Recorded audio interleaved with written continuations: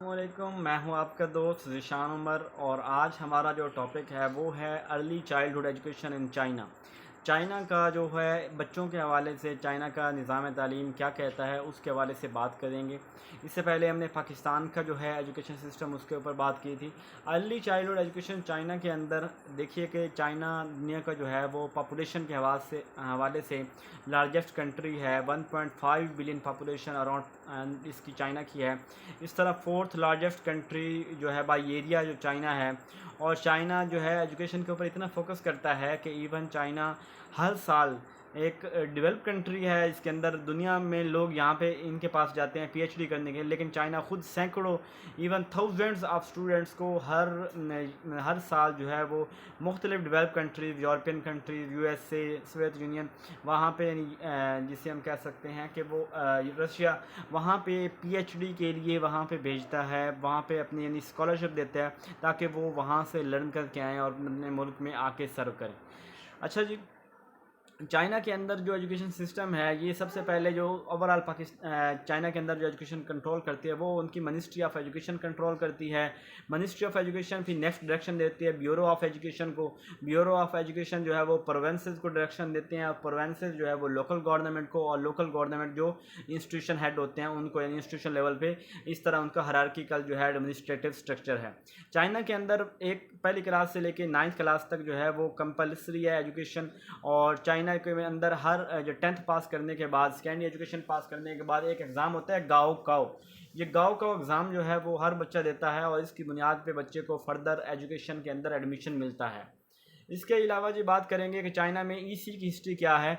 China के अंदर जो है ऑफिशियली जो है 1949 के अंदर जो है वो ईसी स्टार्ट हुई under the supervision of experts from Soviet union, यानी जो रशिया के एक्सपर्ट थे उन्होंने यहाँ पे 1949 के अंदर जो है वो स्टार्ट की।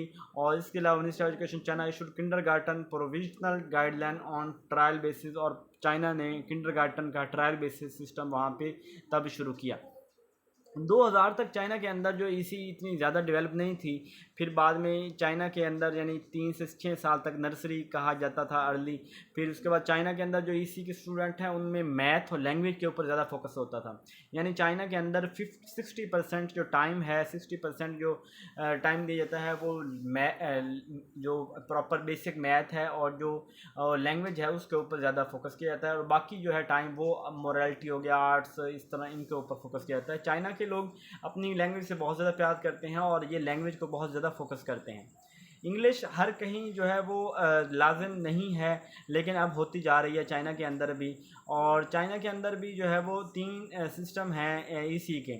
एक को सबसे पहले इस सिस्टम को जो प्रॉपर बोलते हैं वो ईसी है। नर्सरी है जो 0 से 3 साल तक है, फिर किंडरगार्टन है, फिर प्री स्कूल है। नर्सरी वो जो 0 से 3 साल तक की है जिसके अंदर स्मॉल ग्रुप साइज़ होगा, यानी बच्चों का स्मॉल ग्रुप होगा नर्सरी के अंदर। और मुख्तलिफ वहाँ पे उनको केयर प्रोवाइड की जाती है। उनकी फ़िज़िकल जो डेवलपमेंट के साथ नर्चरिंग जो है उनकी खुराक के ऊपर भी वहाँ पे फोकस किया जाता है। और वहाँ पे जो केयर गिवर होती है वो प्रॉपर एक ट्रेंड नर्स होती है जो हर स्कूल में प्रोवाइड की जाती है।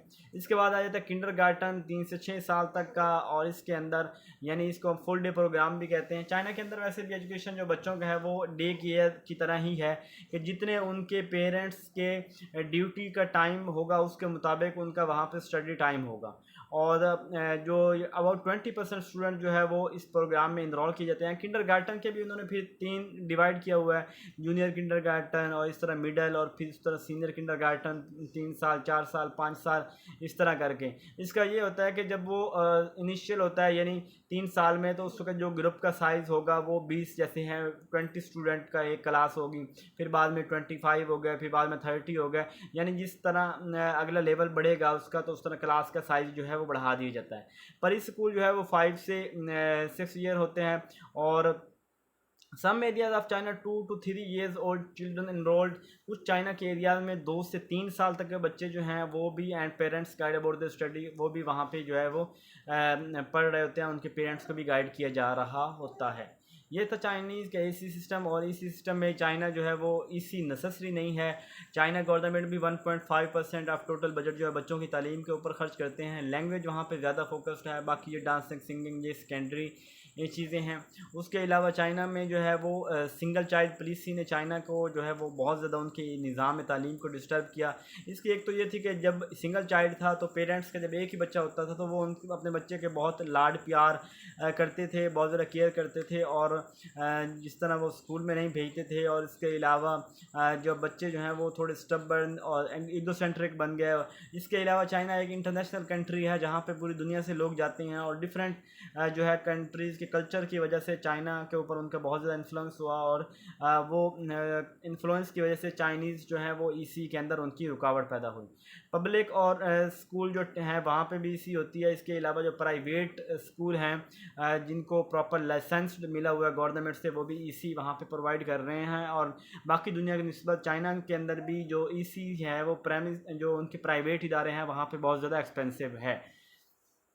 टीचिंग मेथड वहाँ पे जो होता है वो टोटल ग्रुप इंस्ट्रक्शन। चाइना को आपको पता होगा कि चाइना एक ऐसा कंट्री है जहाँ पे आज़ादी इजहार राय और इस तरह की जो है वो फुल आज़ादी नहीं दी जाती। तो चाइना के अंदर जब एक बच्चा अगर पढ़ रहा है तो सारे ही पढ़ेंगे, एक बच्चा अगर खेल रहा है तो सारे ही खेलेंगे, यानी टोटल ग्रुप इंस्ट्रक्शन होती है। ये नहीं होता कि अगर एक बच्चा खेलना चाह रहा है तो उसके इंटरेस्ट के मुताबिक उसको फ्री छूट दी जाए, तो ऐसा चाइना के अंदर नहीं होता। यानी जितनी यूएसए और बाकी डेवलप कंट्रीज़ में जितनी आज़ादी है, लिबर्टी है, उतनी चाइना के अंदर स्टूडेंट को वो इंडिपेंडेंसी, वो लिबर्टी नहीं है। उतना बच्चों के इंटरेस्ट को नहीं देखा जाता बल्कि एज ए होल देखा जाता है।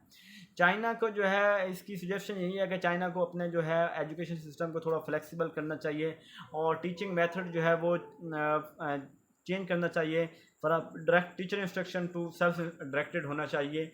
ये इसके हवाले से इंस्ट्रक्शन है। टीचर एजुकेशन चाइना के अंदर 100 साल पुरानी है। 1896 के अंदर फर्स्ट जो है नॉर्मल टीचर ट्रेनिंग स्कूल वहाँ पे बनाया गया था।